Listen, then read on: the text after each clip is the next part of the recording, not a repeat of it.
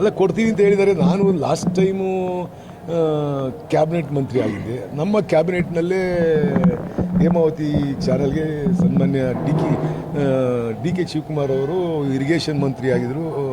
ಮತ್ತು ಕುಮಾರಸ್ವಾಮಿ ಅವರು ಮುಖ್ಯಮಂತ್ರಿ ಆದಂಥ ಸಂದರ್ಭದಲ್ಲಿ ಇದಕ್ಕೆ ಅನುಮೋದನೆ ಕೊಟ್ಟರು. ನಾನು ಆ ಸಂದರ್ಭದಲ್ಲಿ ಕುಮಾರಸ್ವಾಮಿ ಅವರಿಗೆ ಗಲಾಟೆ ಮಾಡಿದ್ದೆ. ನಾನು ಕ್ಯಾಬಿನೆಟ್ನಿಂದ ಎದ್ದು ಆಚೆ ಬಂದಿದ್ದೆ. ಬೇಡ ಈ ಮಾಡಬೇಡಿ ಅಂತ ಹೇಳ್ಬಿಟ್ಟು, ಇದು ಒಳ್ಳೆಯದಲ್ಲ ಮಾಡಬೇಡಿ ಅಂತ. ನಾನು ಅವತ್ತು ಪಕ್ಷ ಬಿಡೋಕ್ಕೆ ಅದು ಒಂದು ಕಾರಣ ಆಗಿದ್ದಂಥದ್ದು. ನನಗೆ ಅವತ್ತು ಅವರು ಅದೇನೋ ಗೊತ್ತಿಲ್ಲ, ಅವತ್ತು ನಮಗೆ ಸ್ಪಂದಿಸಲಿಲ್ಲ. ಅವತ್ತಿನಿಂದ ನನಗೂ ಮತ್ತು ಕುಮಾರಸ್ವಾಮಿ ಅವರಿಗೂ ಡಿಸ್ಪ್ಯೂಟ್ ಶುರುವಾಗಿದ್ದಂಥದ್ದು. ಇವಾಗಲೂ ಈ ಪಕ್ಷದಾಗಿದ್ದೀನಿ. ಆ ಪಕ್ಷ ಬಿಟ್ಟು ಅದಕ್ಕೋಸ್ಕರನೇ ನಾನು ಕೆಲವು ಟೈಮ್ ಸಂದರ್ಭದಲ್ಲಿ ನಮ್ಮ ಮಾತಿಗೆ ಬೆಲೆ ಇಲ್ಲ ಅಂತ ನಾನು ಪಕ್ಷ ಬಿಟ್ಟದ್ದು. ಈಗ ನೋಡ್ತೀನಿ, ನಾನು ವೆಯ್ಟ್ ಮಾಡ್ತಾ ಇದ್ದೀನಿ. ನಾನು ಹೇಳಿದ್ದೀನಿ, ಮುಖ್ಯಮಂತ್ರಿಗಳಿಗೆ ಹೇಳಿದ್ದೀನಿ.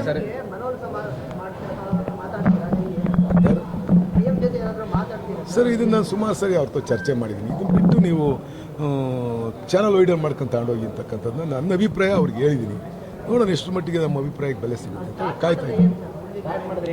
ಸ್ಟಾರ್ಟ್ ಮಾಡಿಲ್ವಲ್ಲ, ಸ್ಟಾರ್ಟ್ ಮಾಡಿದ ಹಿಂದೆಲ್ಲ ಸ್ಟಾರ್ಟ್ ಮಾಡಿದಾಗ ಏನಾಗುತ್ತೆ?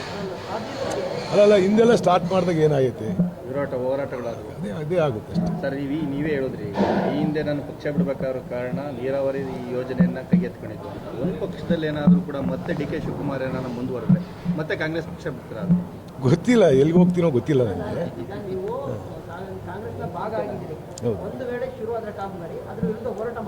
ಸರ್, ನಾನು ಕಾಂಗ್ರೆಸ್ ಪಕ್ಷದಲ್ಲಿರೋದ್ರಿಂದ, ಪಕ್ಷ ಅಧಿಕಾರದಾಗಿರೋದ್ರಿಂದ ನಾನು ಬೀದಿಲಿ ನಿಂತ್ಕೊಂಡು ಹೋರಾಟ ಮಾಡೋದು ಅಷ್ಟೊಂದು ಸಮಂಜಸ ಅಲ್ಲ ಅಂತ ನಮಗೆ ಎಲ್ಲ ನನ್ನ ಹಿತೈಷಿಗಳು ಎಲ್ಲ ಹೇಳಿರ್ತಕ್ಕಂಥದ್ದು. ಅದಕ್ಕೆ ನಾನು ನನ್ನ ಅಭಿಪ್ರಾಯಗಳನ್ನ ಎಲ್ಲಿ ತಲುಪಿಸ್ಬೇಕೋ ಅಲ್ಲಿ ತಲುಪಿಸಿದ್ದೀನಿ. ಸ್ಟ್ರಾಂಗಾಗಿ ಹೇಳ್ತಕ್ಕಂಥದ್ದನ್ನ ನಾನು ಮಾಡಿದ್ದೀನಿ. ಅದನ್ನು ನಾನು ಅಲ್ಟಿಮೇಟಾಗಿ ಲಾಸ್ಟಲ್ಲಿ ಏನಾಗುತ್ತೆ ಅಂತ ನನಗೆ ಅದ್ರ ಬಗ್ಗೆ ಸರಿಯಾದ ನಿಲುವಿಲ್ಲ.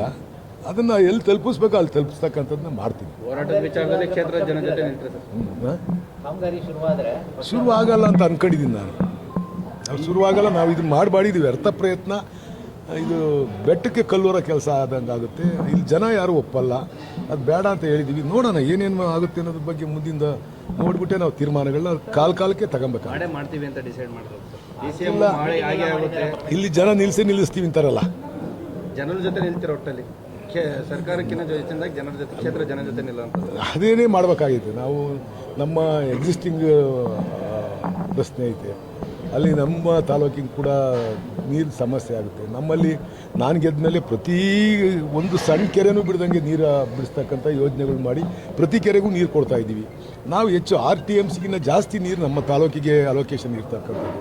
ನಾವೆಲ್ಲ ಕಡೆಗೂ ನೀರು ಕೊಡಬೇಕಾಗುತ್ತೆ. ನಮಗೆ ತೊಂದರೆ ಆದಂಥ ಸಂದರ್ಭದಲ್ಲಿ ನಾವು ಯಾವ ರೀತಿಯಾದ ಹೋರಾಟಕ್ಕೂ ಕೂಡ ರೆಡಿ ಇರಬೇಕಾಗುತ್ತೆ. ಅದು ಮಾಡ್ತಕ್ಕಂಥದ್ದು ಮಾಡಿ. ಚುನಾವಣಾ ವರ್ಷ ಹತ್ತಿರದಲ್ಲಿದೆ. ಈ ಸಂದರ್ಭದಲ್ಲಿ ಈ ರೀತಿಯಾಗಿ ವಿರೋಧವಾಗಿ ಹೋದರೆ ಮುಂದಿನ ದಿನಗಳಲ್ಲಿ ನಿಮಗೆ ಎಫೆಕ್ಟ್ ಆಗಲ್ಲ ಸರ್?